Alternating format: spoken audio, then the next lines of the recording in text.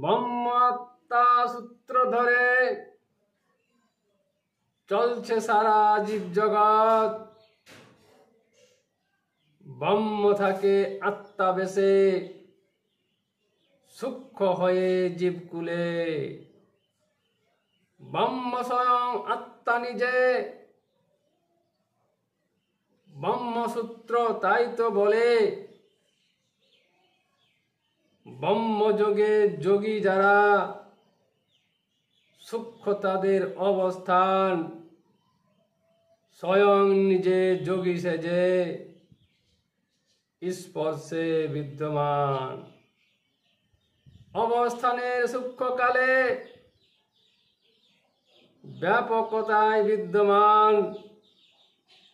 ব্রহ্মসূত্র নিজে স্বয়ং, নিজের উপর আস্থাবান। প্রত্যক্ষ নিজে স্বয়ং, দুই আত্মায় হয় মিলন। ইহাই ব্রহ্মযোগ।